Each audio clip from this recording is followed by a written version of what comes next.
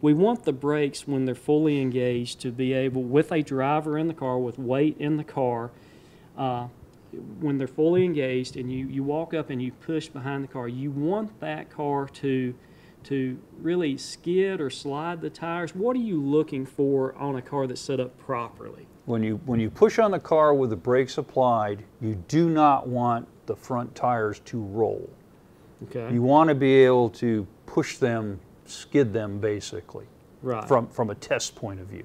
Right. And what you're doing is ensuring that the driver can in fact stop the car. Right. And stopping is important when you're driving or racing or whatever. Correct? I mean, it's important. Well, most of these cars, when they're racing, they're not using the brake. They don't really have a need to. Right. But when they come into the pits, they're required to stop. They get pushed into their paddock area.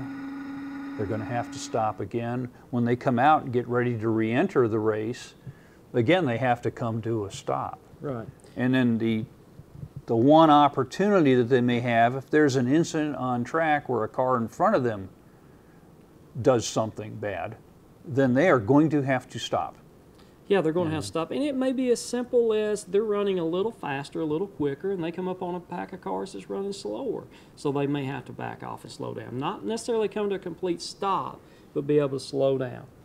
All right, knowing that, great information to have, let's talk about how they properly set up the brakes, what is proper, what is not proper, and just kind of walk through what the teacher needs to do. Ideally, because you want less drag from your brakes, less rolling resistance so the car operates at its maximum, you would like the front tire just to run.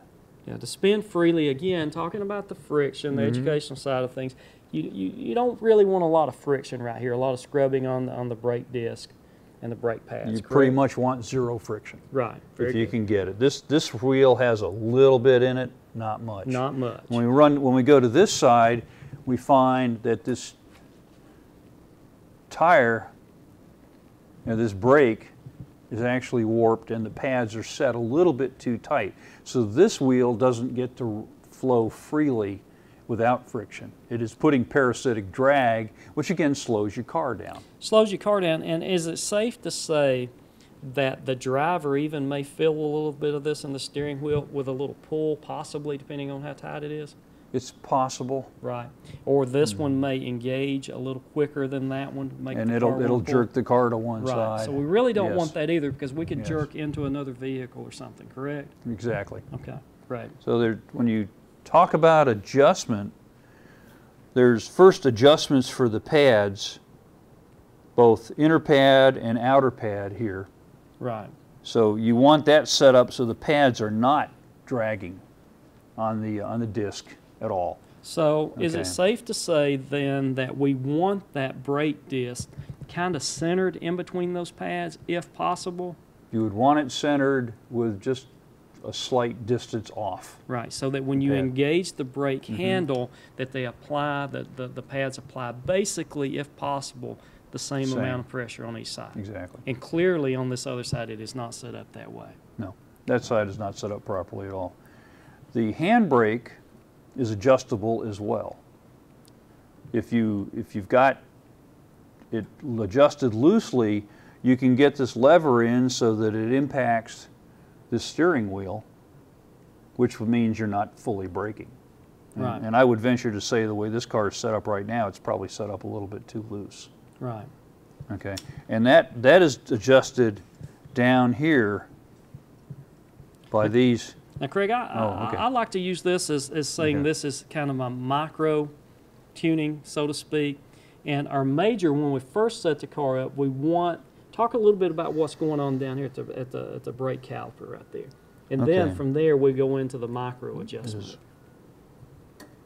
Okay, that is. When you first set up this cable, when you first put it in, ideally you want this kind of set in and not adjusted out. And you want your cable so that you can get your handle up. Right. All right. So you get your handle up to about there, and the brakes are fully adjusted, fully in place.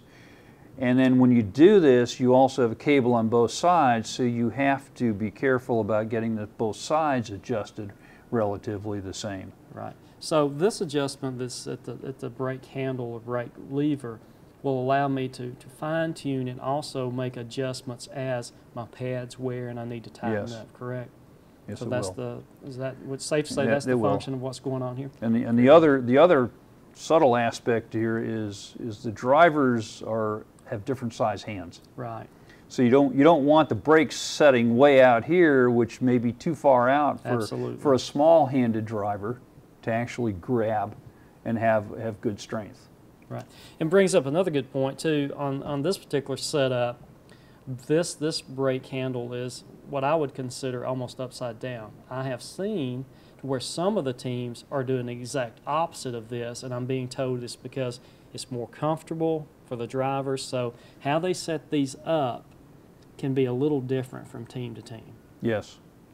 And comfort and performance should be considered in that. Well, like you said, the sole reason for changing this position is A, comfort, and B, performance. That's exactly right.